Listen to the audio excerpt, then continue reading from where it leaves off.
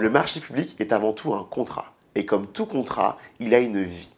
Durant cette vie, il y a des évolutions qui peuvent arriver. Les attentes peuvent changer.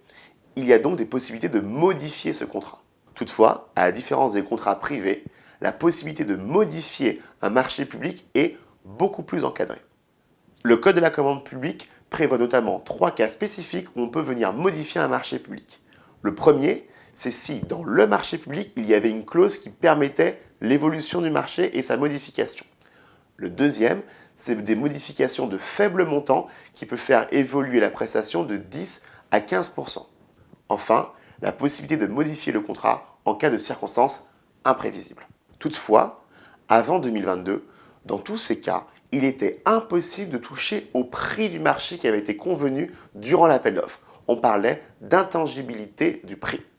Et donc, depuis 2022, et notamment un avis du Conseil d'État de septembre, il est possible de faire modifier les prix. En effet, à la suite des situations sanitaires et géopolitiques, les titulaires des marchés publics ont vu une hausse importante de ces prix.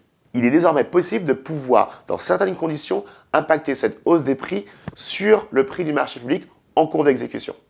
2 cas de figure. La première, en cas de circonstances imprévisibles, il est possible de faire évoluer les prix du marché uniquement si cette évolution vient compenser une perte subie et dans la limite de 50% de la valeur initiale du marché. Deuxième cas de figure, hors cas de situation imprévisible. Il est tout de même possible de venir faire évoluer les prix du marché pour compenser une perte subie.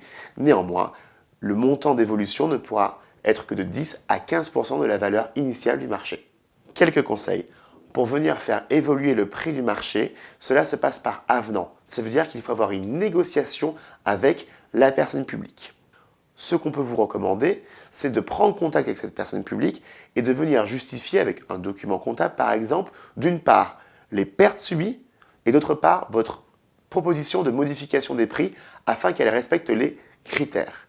Un élément dans la négociation à toujours mettre en avant. Tant la personne publique que vous avez intérêt à la poursuite de ce marché public. En effet, les prix évoluent et une remise en concurrence serait aussi coûteuse pour la personne publique. Donc, on donne des chiffres clairs et surtout, on dit qu'on a intérêt à vouloir continuer ensemble.